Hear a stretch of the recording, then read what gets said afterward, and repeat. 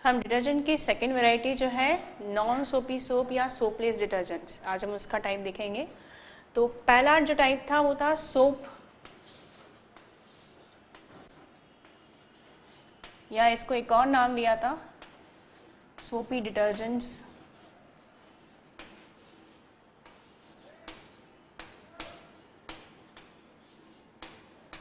और अब जो सेकेंड टाइप है वो है नॉन सोपी सोप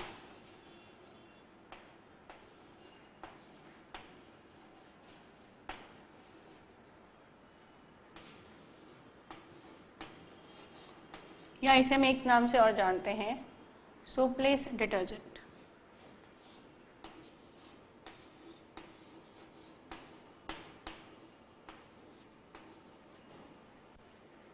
ये जो सेकेंड वैरायटी है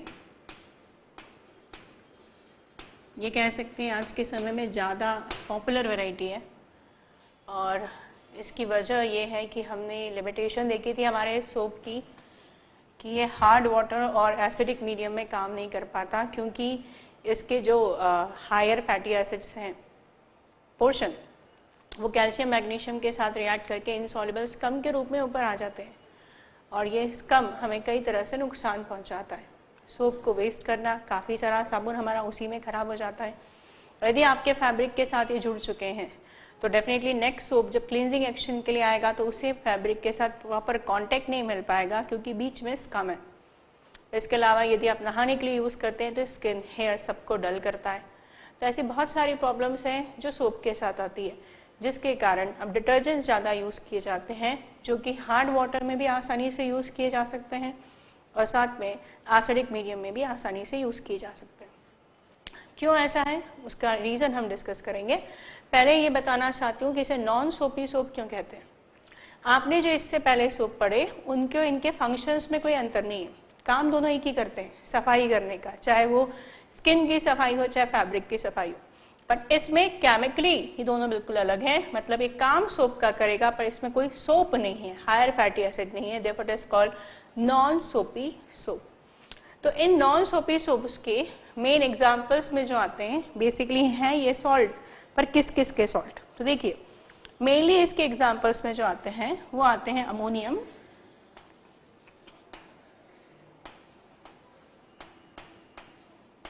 जैसे जैसे एग्जांपल्स केमिकली डिस्कस होंगे आपको चीज़ें और क्लियर होती जाएंगी। तो इनमें मेनली आते हैं अमोनियम, सल्फोनेट, NH4 पॉजिटिव का ammonium, SO3 group is called sulphonate, sulphate, ये तो ऐसा क्वेश्चन है जिससे आप बहुत अच्छे से फैमिलियर होते हैं, sulphate, SO4 group. These are the ammonium, sulphonate और sulphate salt of long chain hydrocarbon. मतलब ये जुड़े हुए होते हैं ग्रुप लॉन्ग चेन हाइड्रोकार्बन से, और इन्हें लॉन्ग चेन इसलिए कहा गया है क्योंकि इसमें जो हाइड्रोकार्बन पोर्शन देखेंगे उसमें बहुत ज़्यादा कार्बन होते हैं, और इन कार्बन्स के जो नंबर्स होते हैं वो करीब 12 से 18 कार्बन होते हैं। तो आप खुद सोचिए यदि इतने सारे कार्बन हैं तो जो हाइड्रोकार्बन की चेन है वो तो ऑटोमेटिकली लॉन्ग हो गई, और उनसे जुड़े हैं groups that could be sulphate, sulphonate और अमोनियम। पर यदि आप बोले सबसे ज़्यादा यूज़ किया जाने वाला तो हम उसे कैटेगरी देंगे पॉपुलर डिटर्जेंट। सबसे ज़्यादा जो यूज़ किया जाता है वो कौन है? तो सबसे पॉपुलर डिटर्जेंट जो है उसकी कैटेगरी में हम रखेंगे sodium salt. Sodium potassium salt इससे पहले भी थे पर वो higher fatty acid carboxylic acid से जुड़े थे। तो ये है sodium salt of long chain. Long chain इसलिए हो गई क्योंकि कार्बन के नंबर बहुत ज़्यादा हैं। तो sodium salt of long chain sulphonic acid.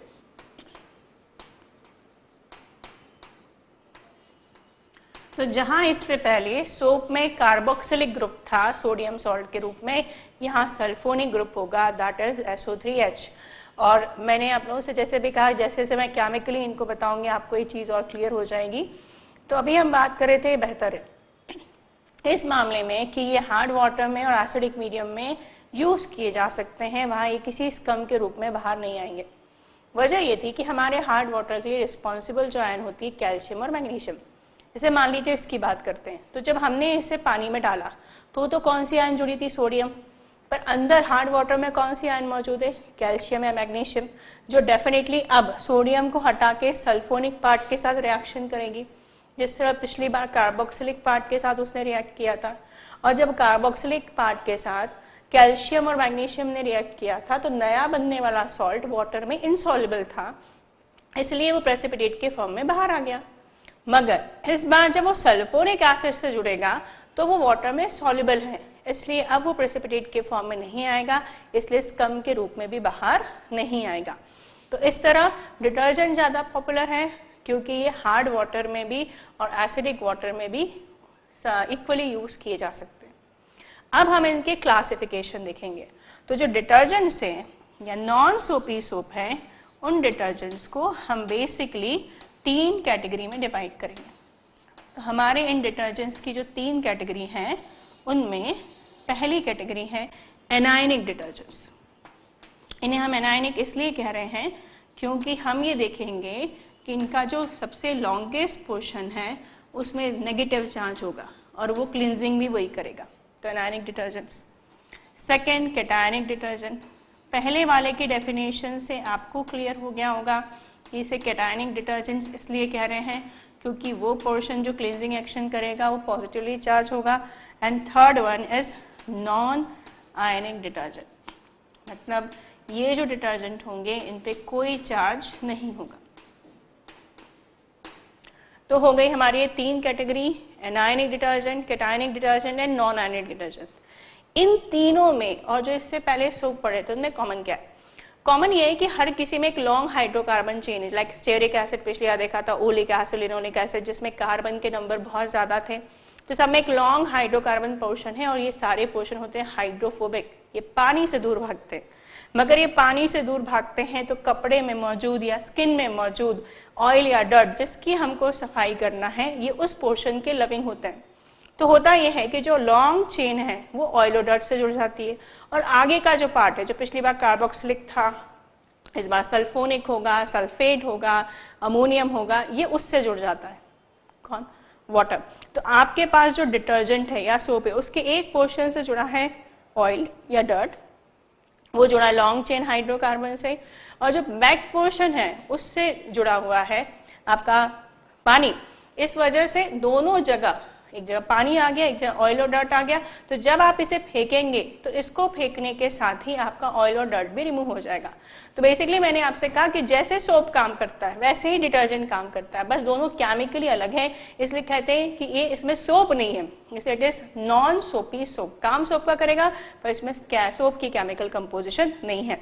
तो जो हमने 3 टाइप देखे डिटर्जेंट्स के, एनायनिक, कैटायनिक और नॉन आयनिक डिटर्जेंट, तो अब हम इसको एक एक करके डिस्कस करते हैं। तो जो पहला वैरायटी हम ले रहे हैं that is called anionic detergent.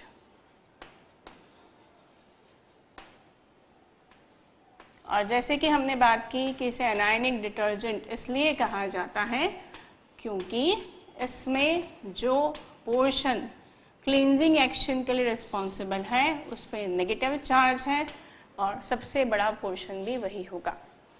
इस एनायनिक डिटर्जेंट्स को फर्दर क्लासीफाई किया जा सकता है और अगर हम देखें इसके क्लासिफिकेशन में कौन शामिल है तो पहला टाइप जो आता है वो आता है सोडियम अल्काइल सल्फेट। तो अल्काइल सल्फेट के सोडियम सॉल्ट होते हैं। तो आपको इसमें लॉन्ग चेन हाइड्रोकार्बन दिखेगा, therefore we use the word alkyl। Sulphate पर दैट SO4 दिखेगा, therefore we use the word sulphate, और उसका हम क्या यूज करेंगे? Sodium salt. सेकेंड है अल्काइल, मतलब अगेन लॉन्ग चेन हाइड्रोकार्बन होगा पर साथ में हमें बेंजीन की रिंग भी मिलेगी, तो हो जाएगा अल्काइल बेंजीन सल्फोनेट। यहाँ में SO3 ग्रुप दिखेगा, therefore we use the word sulphonate sodium salt. इसके भी हम यूज करेंगे सोडियम सॉल्ट। मतलब बेसिकली हम डिटर्जेंट्स की बात कर रहे हैं, मतलब हम फैब्रिक की धुलाई की बात कर रहे हैं और फैब्रिक के लिए यूज करते हैं hard detergents that sodium salt. हमने बात की थी अगर पोटेशियम लेते तो वो सॉफ्ट की कैटेगरी में आता है जो स्किन के लिए यूज़ किया जाता है। तो ये जो दो अलग अलग वैरायटी है, इससे हम पहली वैरायटी बात करते हैं, that first variety which is also called sodium alkyl sulphate.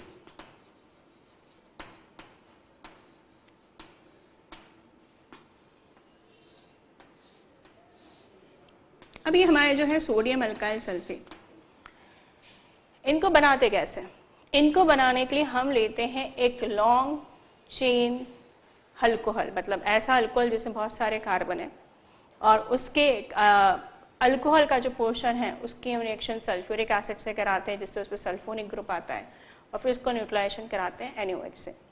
इसमें वैसे तो बहुत सारे एग्जांपल्स होते हैं, पर मेनली जो कहना चाहिए यूज़ हैं उनमें से एक है लॉरिक एसिड का सोडियम सॉल्ट, और एक है स्टेरिक एसिड। स्टेरिक एसिड तो हम बहुत फैमिलियर है, काफ़ी जगह यूज़ करते हैं, सोप में भी यूज़ किया था। C17H35COH होता है, मतलब बेसिकली उसमें जो कार्बन होते हैं 18 होते हैं। वैसे जो लॉरिक ग्रुप होता है जो नेमिंग है उसमें आप पाते हैं कुल होते हैं 12 कार्बन। तो अगर मैं आपसे लॉरिक की बात करूं तो उसमें कुल मिला के हैं 12 कार्बन, तो उसका जो फॉर्मूला होगा वो होगा C11H23, एक कार्बन और बचा CH2।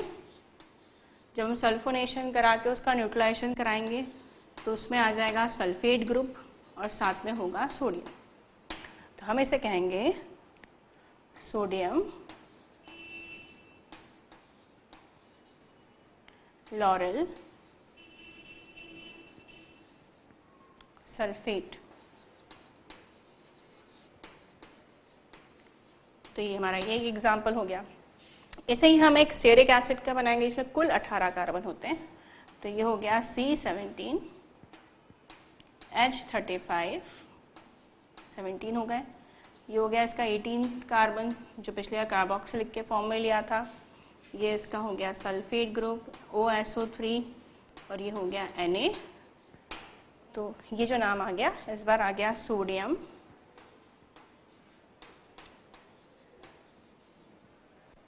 स्टेराइल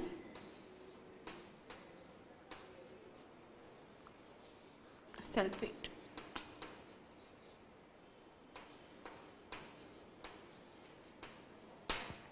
तो जो ये दो हो गए, ये दो मैंने बात की जो ये एग्जांपल्स हो गए आपके alkyl sulphate sodium salt detergent का जो टाइप है उसके हो गए। अब देखते हैं ये बनते कैसे हैं। इनको बनाने के लिए मैंने कहा जैसे सबसे पहले हम जो है वो अल्कोहल यूज़ करेंगे। जो जैसे अगर मैं बनाना चाहती हूँ लॉरिक एसिड के साथ में, तो सबसे पहले मैं लॉरिक अल्कोहल लूँगी। लॉरिक अल्कोहल को मैं कुछ इस तरह भी लिख सकती हूँ, बस हमको ये बात ध्यान रखनी है कि इसमें 12 कार्बन है, सैचुरेटेड है ये पोर्शन। तो ये रहा CH3, तो एक कार्बन हो गया। ये हो गया CH2, सैचुरेटेड तो सारे CH2 लिंकेज है। मैं इसके सारे फॉर्म में इसको लिख रही हूँ कि जिस भी फॉर्म में आपको पूछा जाए फैमिलियर हो जाए कि लॉरिक की बात की जा रही है। तो ये हो गए 10, ये हो गया 11th कार्बन, और ये हो गया आपका 12th कार्बन। तो मैंने लिया लॉरिक अल्कोहल। सबसे पहले हमको लेना पड़ेगा लॉन्ग चेन अल्कोहल, जो कि हाइड्रोफोबिक पोर्शन का काम करेगा, वो पानी से दूर रहेगा पर जाके वो ऑयल और डर्ट से जुड़ जाएगा। इसके बाद हम इसकी रिएक्शन कराएंगे सल्फ्यूरिक एसिड के साथ में। मैं इसकी रिएक्शन समझाने के लिए मैं इसे इस तरह लिख रही हूँ, क्योंकि ऑर्गेनिक केमिस्ट्री की सारी रिएक्शंस हैं। अगर आप इससे पहले ऑर्गेनिक केमिस्ट्री पढ़ चुके हैं तो आपके लिए सब कुछ बहुत आसान लगेगा कि अल्कोहल इस तरह की रिएक्शंस में H लूज़ करता है और आपके एसिड से आपको लेना है OH, और जब हम इसे लेंगे और पानी निकालेंगे तो जो नेक्स्ट स्ट्रक्चर बनेगा उसमें सल्फोनिक ग्रुप आ जाएगा, सल्फेट ग्रुप होगा वो, क्योंकि SO4 है यहाँ पर। तो ये नेक्स्ट पोर्शन में CH3, एक कार्बन हो गए, ये 10, तो ये हो गए 11वां कार्बन, और ये साथ में हुआ 12 कार्बन। इसके पास स्टिल एक ऑक्सीजन है, ये है SO3 और ये है H। क्योंकि इसके पास SO4 पार्ट है, therefore it is called sulfate, followed by neutralisation with NaOH। अब हम ये क्योंकि एसिडिक पोर्शन है इसको NaOH के साथ न्यूट्रलाइज करेंगे।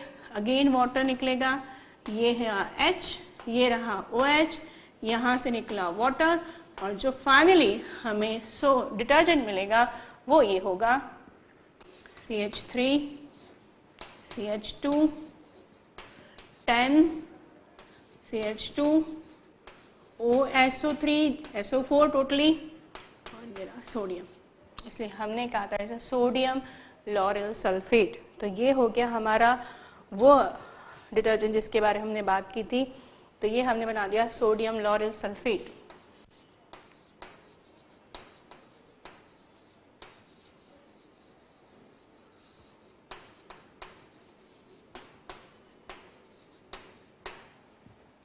इसी तरह हम ये भी बना सकते हैं सोडियम स्टेराइल सल्फेट, बस हमें यहाँ करना ये पड़ेगा कि यहाँ जो कार्बन है वो 18 करने पड़ेंगे। तो अगर ये 1 है और यहाँ 1 है 2, तो यहाँ पे इसका 18 मेंटेन करने के लिए आपको यहाँ 16 रखना पड़ेगा। तो ये पूरा आपको सेम रिएक्शन करनी है, यहाँ 10 जहाँ जहाँ लिखा है वहाँ 16 आ जाएगा, टोटल मिला के 18 हो जाएंगे, तो हो जाएगा सोडियम स्टेराइल सल्फेट। अब आप देखिए, आप इसको पानी में डालोगे तो on addition of water it will ionise. तो पानी के प्रेजेंस में जब ये आयोनाइज होगा तो ये 2 पोर्शन में टूटेगा, that CH3 CH2 10 times, that CH2 OSO3 negative plus Na positive.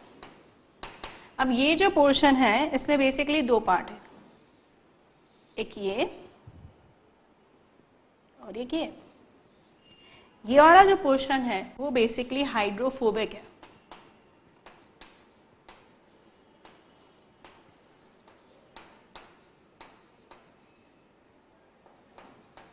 जबकि ये जो पोर्शन है ये हाइड्रोफिलिक है।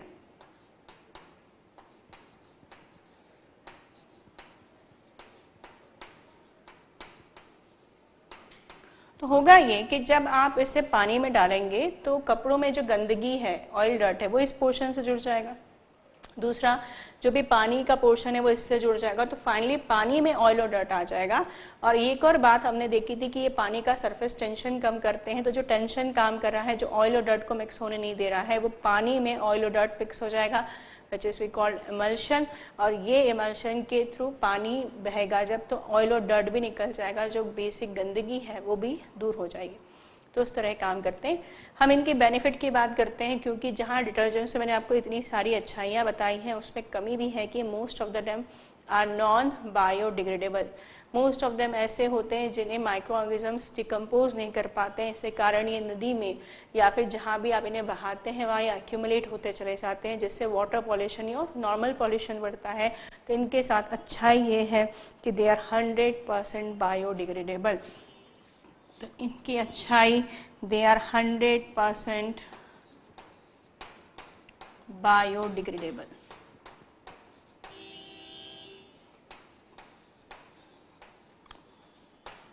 और इनमें ये भी है कि दे कैन यूज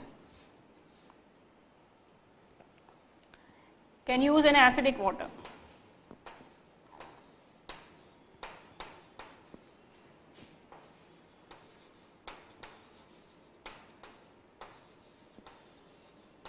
इन्हें एसिडिक वाटर में भी यूज़ किया जा सकता है। वजह यह है कि जब हम इसे एसिडिक वाटर में डालेंगे तो हमने एसिडिक क्यों कहा, उस पानी में एक्सेस क्या होगा, प्रोटॉन होगा।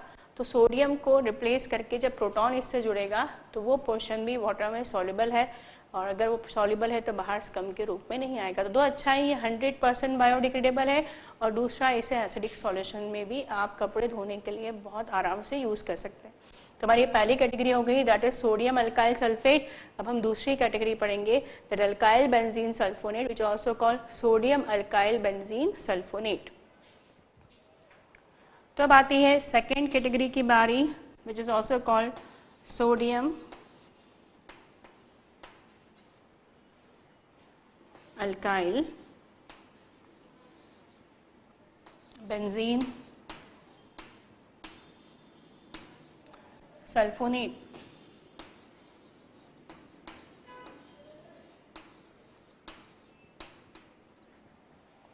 अभी जो सोडियम अल्काइल बेंजीन सल्फोनेट है,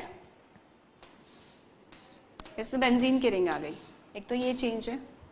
दूसरा सल्फोनेट पोर्शन, मतलब इसके पास SO4 ग्रुप नहीं होगा, इसके पास SO3 ग्रुप होगा। और एक और चीज़, हम इसको फर्दर क्लासीफाई कर सकते हैं। अगर मैं इसके फर्दर क्लासिफिकेशन की बात करूं तो मैं इसे दो टाइप में डिवाइड करूंगी। The first one we called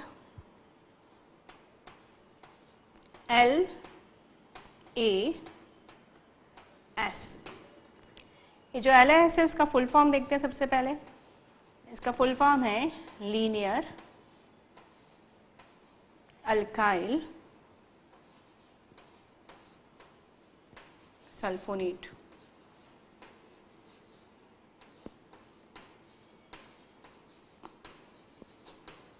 इसको हम एक और नाम से जानते हैं, दैट इज सॉफ्ट डिटर्जेंट।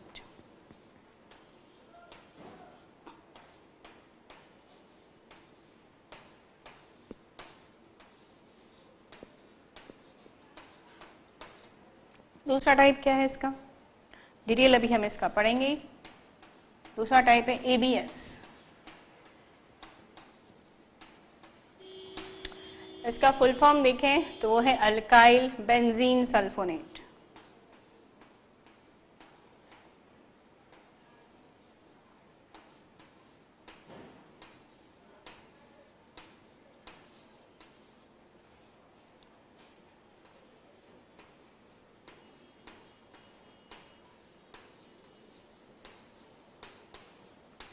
और इन्हें जिस नाम से और जानते हैं वो है हार्ड डिटर्जेंट।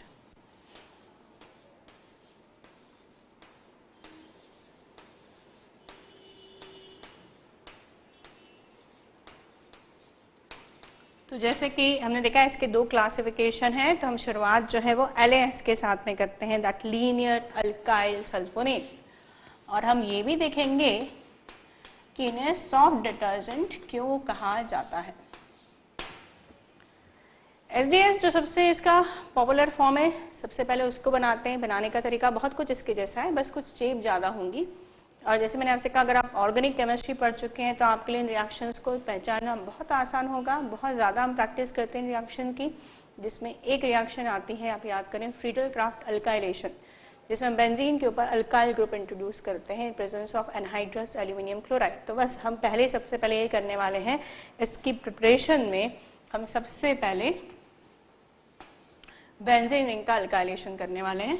तो इस बेंजीन रिंग के अल्काइलेशन में मैं अगेन 12 कार्बन का हाइड्रोकार्बन यूज़ कर रही हूँ, जिसमें आप अल्काइल हैलाइड्स ले सकते हैं, अल्कीन ले सकते हैं, अल्कोहल ले सकते हैं।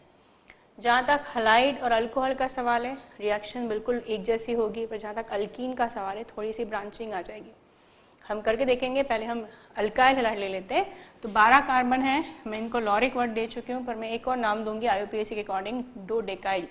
डो 10 के लिए रिप्रेजेंटेशन होता है, डो डेकाइल में डेकाइल 10 के लिए हो गया, डो जो है वो 2 के लिए हो गया। तो मैं यहाँ यूज़ करने वाली हूँ डो डेकाइल, मतलब एक अल्काइल हैलाइड जिसमें 12 कार्बन है। तो ये हो गए 1, ये हो गया 10 और 11 और एक हो गया 12। तो मैं यहाँ पर और इसलिए कर रही हूँ क्योंकि आप इस प्रोसेस में अल्कोहल भी यूज़ कर सकते हैं। आप हैलाइड नहीं यूज़ करना चाहते तो अल्कोहल भी यूज़ कर सकते हैं। वैसे तो अल्कीन भी यूज़ कर सकते हैं, पर उसमें प्रोसेस में थोड़ा सा डिफरेंस होगा, तो वो अलग से हम करके देखेंगे। In presence of anhydrous aluminium chloride. तो हमने इसी को भी लॉरल देखा था, पर वो कॉमन नेमिंग थी। डो डेकाइल में डेकाइल 10 के लिए होता है और डो मतलब 2, तो ये हो गया 12 कार्बन हो गए। और ये जो आपकी ओवरऑल प्रोसेस है, ये है Friedel Crafts alkylation method organic chemistry की। Its name is Friedel craft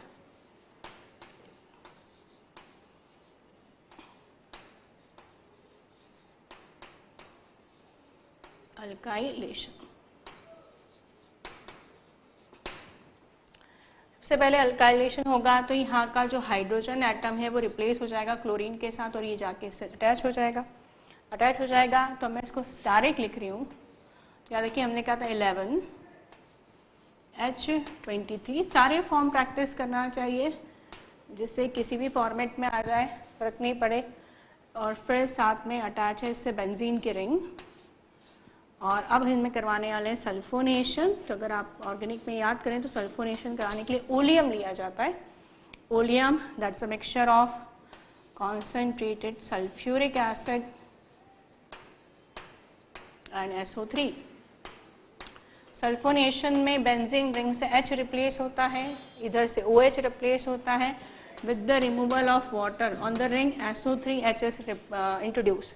तो नेक्स्ट स्ट्रक्चर बनेगा वो ऐसा बनेगा C11 H23 CH2, ये रही बेंजीन की रिंग, इसमें जुड़ा SO3H।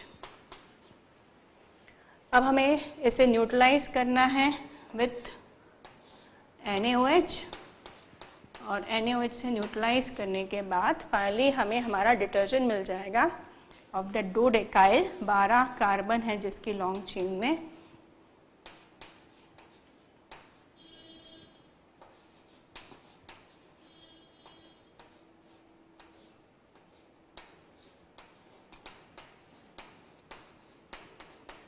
ये हो गया डिटर्जेंट। तो it's called sulphonate because at the end instead of getting SO4 we are observing SO3, तो सोडियम अल्काइल बेंजीन सल्फोनेट। अब ये जो है डिटर्जेंट एक मोस्ट पॉपुलर फॉर्म है जो LAS है, सॉफ्ट डिटर्जेंट है। अब उसकी वजह मैं बताती हूँ इसे सॉफ्ट क्यों कहते हैं।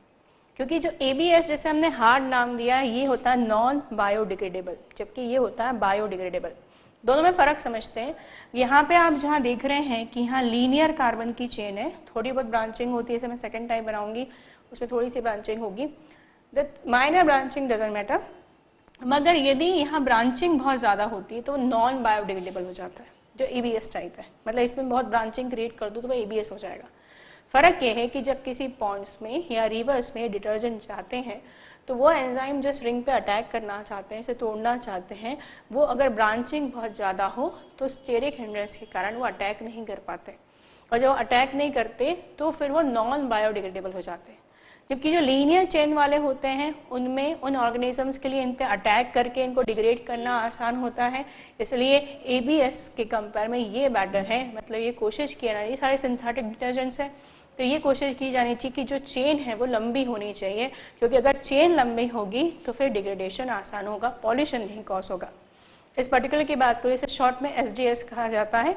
मगर यदि मैं इसके नेम की बात करूँ प्रॉपर, जो इसके प्रॉपर नेमिंग में पहले आएगा सोडियम। यहाँ से मैं अगर गिनती शुरू करूँ तो 1 2 3 4, ये 4th पोजिशन पे है इसलिए 4।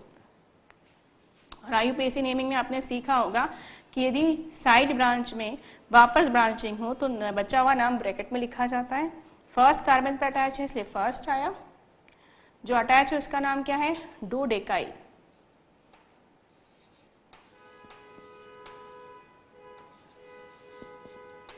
और आगे बेंजीन सल्फोनेट।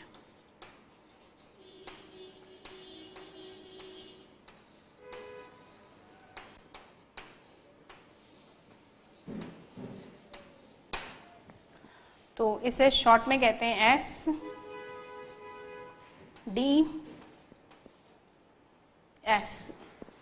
और ये सॉफ्ट डिटर्जेंट है और ये बायोडिग्रेडेबल है क्योंकि लॉन्ग चेन के कारण इस पर आसानी से अटैक हो सकता है।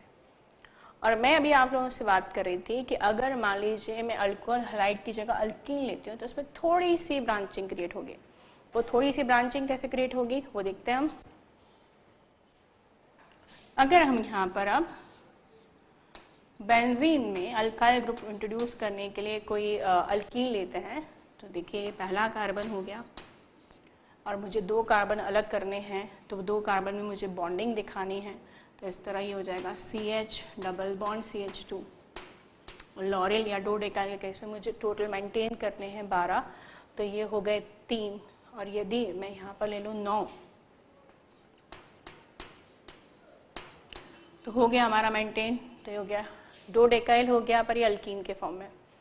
अब इसमें इंट्रोडक्शन कुछ ऐसा होगा, ये पाई बॉन्ड टूटेगा। और ऑर्गेनिक केमिस्ट्री में आप याद करें क्यूमिन होता है वो इसी तरह बनाया जाता है फिनॉल के प्रिपरेशन में, अगर आप लोगों ने पढ़ा हो तो। ये पाई बॉन्डिंग टूटेगी, एक वैलेंसी इसकी खाली होगी, एक इसकी खाली होगी। मैकेनिज्म पॉइंट ऑफ व्यू से बोलूँ तो ये जो एडिशन है वो इलेक्ट्रोफिलिक एडिशन होता है। पहले प्रोटॉन जाके यहाँ से जुड़ेगा तो इंटरमीडिएट कार्बोकेटाइन सेकेंडरी ज़्यादा स्टेबल होती है तो यहाँ पर आएगा, ये इसके थ्रू बॉन्ड बनाएगा। और जब ये इसके थ्रू बॉन्ड बनाएगा तो हमारा स्ट्रक्चर अब कुछ ऐसा होगा। ये रहा बेंजीन का रिंग, ये अटैच हुआ इससे CH के थ्रू, ये अब इसमें जो H निकला वो इसको मिल गया तो इट बिकम CH3। और ये बाकी की chain that is CH2 9 times CH3। तो ये हो गए 9, 10, 11, 12 पर थोड़ी सी चेन निकल गई। तो मैंने कहा था ब्रांचिंग जो हार्ड बनाती है पर ये सॉफ्ट डिटर्जेंट, क्योंकि सेकेंडरी पोजीशन पे अलाउड तक होती है, मतलब इट कुड बी लीनियर और at branching at secondary position, second carbon पे थोड़ी बहुत ब्रांचिंग है तो अलाउड है। बाकी के प्रोसीजर ऐसी है, मैं एक ही स्टेप में लिख दे रही हूँ। सबसे पहले आप सल्फोनेशन कराएंगे तो सल्फोनिक ग्रुप यहाँ अटैच होगा, उसके लिए लिया मैंने ओलियम और ओलियम के साथ मैंने ऐड किया NaOH। तो हमें फाइनली हमारा डिटर्जेंट मिल जाएगा, दैट इज यहाँ सल्फोनेशन के साथ सॉल्ट बनेगा। ये हो गया SO3, ये रही बेंजीन की रिंग,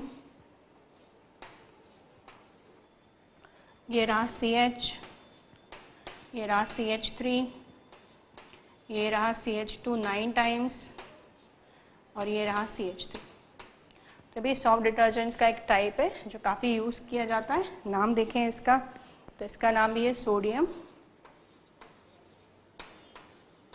क्योंकि ये ग्रुप 4 पे अटैच है 4। अब ये सेकेंड कार्बन पे अटैच है, इसलिए 2 डोडेकाइल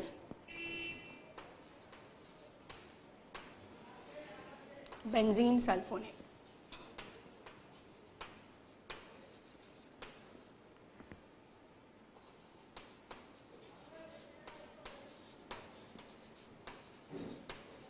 तो ये भी हमारे एक सॉफ्ट डिटर्जेंट का टाइप है, क्योंकि इसमें सेकेंडरी पोजीशन पे ब्रांचिंग है।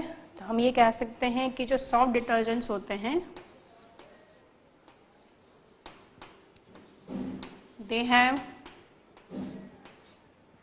लीनियर अल्काइल ग्रुप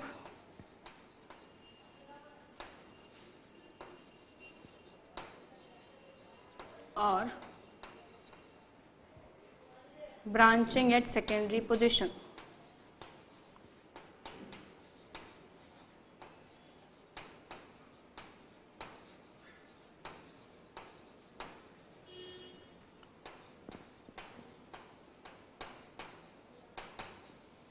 तो जो ग्रुप होते हैं लीनियर, उनके कारण आसान होता है माइक्रो ऑर्गेनिजम्स के लिए इन पर अटैक करना, जैसे कारण ये बायोडिग्रेडेबल होते हैं, इसलिए इन्हें सॉफ्ट सोप कहा जाता है, सॉफ्ट डिटर्जेंट कहते हैं या नॉन सोपी सोप कहते हैं।